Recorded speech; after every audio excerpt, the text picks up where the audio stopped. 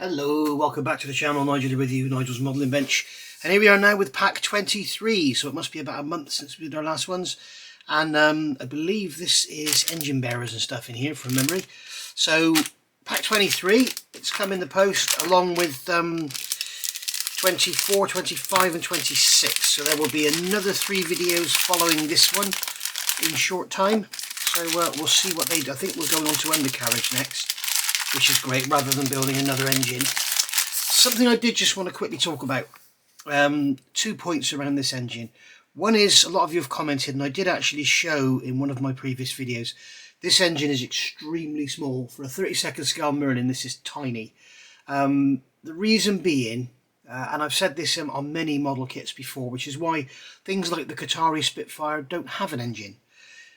To get a properly accurate full-size 1/32nd scale engine into the 32nd scale engine nacelle, the actual cowling covers, the engine covers, would have to be scale thickness, which would mean they would be something like half a thou thick, or a thou thick. So basically, it's just not going to happen. So what they have to do is, to keep the outer dimensions of the engine correct in line with the rest of the aircraft, they have to make the engine smaller. Obviously, if they made the engine the actual full size that it should be, then the plastic thickness of the engine covers would make the whole engine that much bigger, and it would look daft against the rest of the aircraft. So this is why they do it. Trumpeter do it. If you go and look at their P-38 Lightning and some of their others, the Spitfire and the Mustangs and that, they do in 32nd scale. The engine in those, they're very, very small in scale. That's why this is small. So they wanted to put a detailed engine in, but obviously it needs to be smaller. Now, Border Model have been very, very clever, or should I say wing nut wings, because they designed the kit. They've used very, very thin engine cowling parts, and the engine is only slightly smaller than scale. So that's how they've got around that one. So that's number one. The second one is, a couple of you have commented, and I've seen a couple of emails as well, where you're telling me you're thinking about cancelling your subscription because this engine is so complex. If you want to build this model, and you want this model to be part of your display around your house or whatever, I wouldn't cancel it, because you probably won't be able to pick it up again unless you go and pay extortionate prices for stuff on eBay. But basically, I don't think this engine assembly is indicative of the rest of the build. It is very complex. It is very difficult to put together. I struggle with it. It's so fiddly, and I also feel it's pretty poorly designed. And it's also it's not been badly manufactured, but where the parts have been removed from their sprues, they've removed the location tabs and stuff, which makes life very difficult. So yeah, it's not the easiest, but if you're thinking about it, I would suggest just stick with it, because there's going to be 4 of these engines to build, and you may not decide you want them displayed anyway. So if you don't want them displayed, don't bother with all the detail. Just build the engine, the cylinder heads, put the exhausts on, and that's it. You won't need any of the rest. So, well, we'll see how this one goes. We'll see what we need to actually mount the engine. But anyway, enough waffle. If you want to get one, I'll put a QR code up on the screen now. You can go and have a look on there. I'm being told the early versions, the early numbers 1, 2, 3, 4 and everything are out of stock. They may come back into stock. We shall see. If they don't, then please let me know. Anyway, so here we are now with pack 23 of the Lancaster bomber. So you can see in here, we've got the engine bearers and the radiator. So that's good. Okay. So we've got the radiator there. We've got another piece there. We've got this is the header tank back and front, so there's going to be a seam around the middle there. I'm not going to be exposing these engines anyway, so I'm not worried about seams and stuff. The engine bearers are actually in the correct green by the look of it, so that's good. So there's our assembly, and there's the finished engine in its bearers, looking lovely. Okay, so number 44 squadron, or is it 44 squadron? I'm not sure how it should be explained. So these were the first guys to get Lancaster bombers, so yeah, there they are. Number 44 squadron, and here you can see a smashed German U-boat pen on the French coast. The reinforced concrete roof was holed during an attack of Lancaster number 44 squadron. So I can only think that was a tall boy. I can only imagine that would have been a tall boy, but I'm sure it says in all the literature here. And then we've got the Heinkel HE111. Having gained combat experience before World War II broke out in 39, the Hachette 11 served on all fronts. It actually started out like an airliner, and then they converted it into a bomber. I think it's a beautiful looking aircraft. I've got a couple of them in 32nd scale from Revell, and they are very, very nice indeed. Very nice kits. I wish Revell would re-release their 32nd scale bombers, because they were extremely nice kits for the price. They weren't amazing kits, but they were extremely nice for the price. But yeah, Heinkel 111, lovely, lovely aircraft, and responsible for most of the bombing raids on London and Coventry. So there we go. Right, so let's get on with this build. So we've got the box of parts here, so we'll get this cut open, and because we're going into modelling mode, we'll put our light on. So we'll get our parts out. Oh, they're metal by the look of it, by the feel of it. Yes, they're metal. So there's our engine bearers in the correct grey-green colour. And then we have here, we have a bag of parts. So we've got a radiator front and back, we've got a header tank front and back, we've got a little filter, whatever. What is that there? 23H. Frame connector, okay. And, very weird. And then we've got 23E, which is a radiator shutter control, okay. So,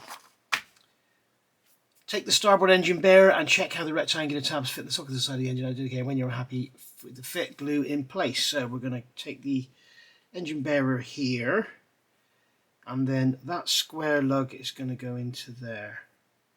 Okay, there's two square lugs, so there's one here and one here, and they're going to go into those two square holes in the sides of the engine. So that's going to go like that. And then this one's going to go on there like that. And there's a connector to go between the two. So there's this little, feels like a vinyl tube, like a little poly cap. Okay, so that's going to go like that. And then that's going to go in there. That's going to go in there. And that's going to go like that. There we go. So that's our engine bearers, so we've got to glue those in place. So I'm going to get some glue out and get them done. Okay, so that's those glued in now with some of the black thin super glue. Look at the back, make sure it's all square. Also check that pipe, because you can sort of do this kind of thing with them. So make sure that there is nice and straight, and that the square there.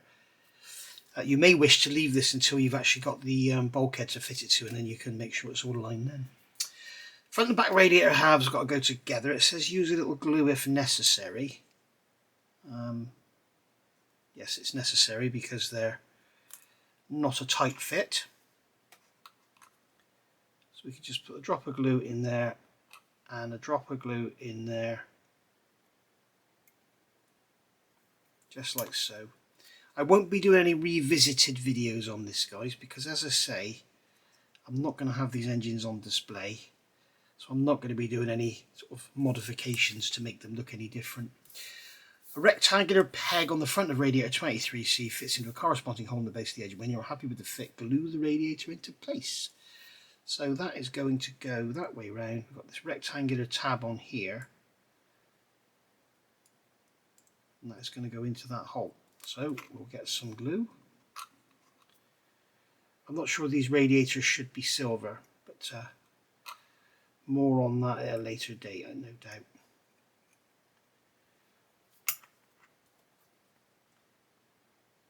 So we can pop that into there. There we go, that's the radiator in. Nice snug fit in there.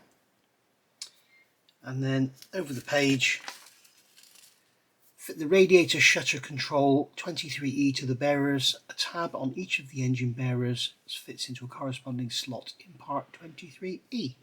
So we've got a tab here, a tab there and a tab there, and they're going to go into those slots on there.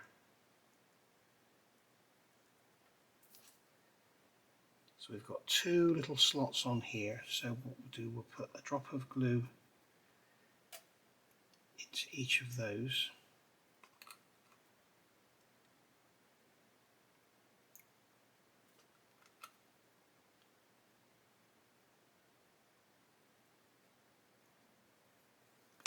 Just like that, and then we can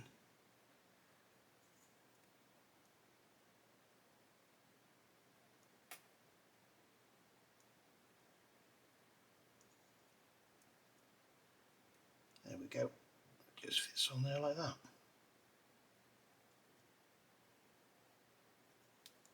You can see that's on there, just like so.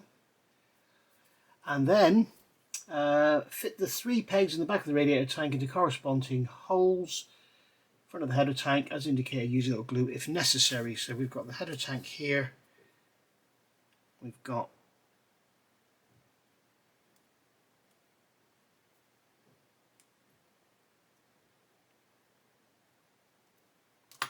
okay, so that's a nice snug fit, but I'm not sure if it's snug enough to hold it together. It probably is. And then this is going to go, note the diagram shows the engine upside down. Go away, tissue paper. Check now the header tank fits in the front of the engine, a peg on the end of the tank fits in the part 21M blue Avro, and the coolant pipes 21K and 20 fit into holes in the back of the header tank. Oh, those stupid little pieces. Oh, this is going to be a joke. These two little pieces here that were an absolute nightmare to fit, they've got to go into those holes. And then there's that rubber hose there. There's a little rubber hole sticking out there. I doubt if you could even see it, but it's on the end of my finger. That's got to go over that pin, like so. So we'll put a drop of glue onto there. That should be enough to hold that into that hole. And we can bring this up and around. And those two stupid little angle bracket things, the water elbows, have got to go in those holes, and we've previously glued those on, and you can see they're still not staying in position. Oh dear, dear, dear.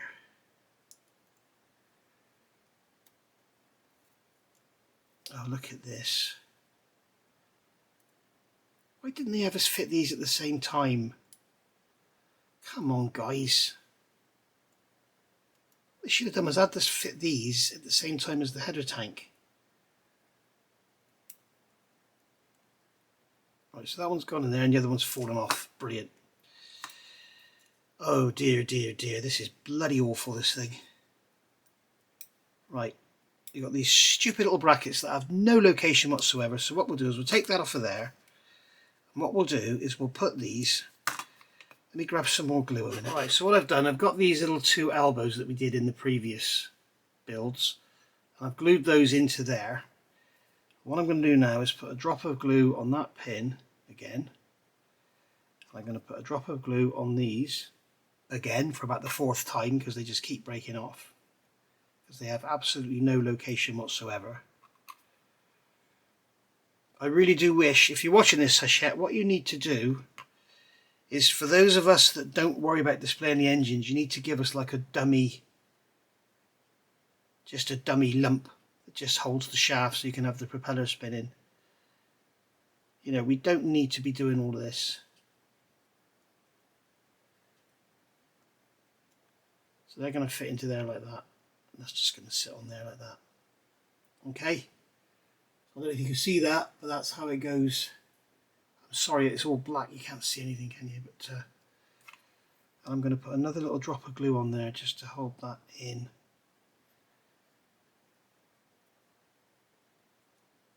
Oh, dear, dear, dear. It's probably all going to fall apart again. So that, basically, guys, is step 23 finished. So yeah, if you're watching this and you haven't built your model yet, when it comes to wherever it is in 2021 or 22, whatever, these two little black elbows, don't glue them in onto your engine. Leave them off, put them in a bag for safekeeping.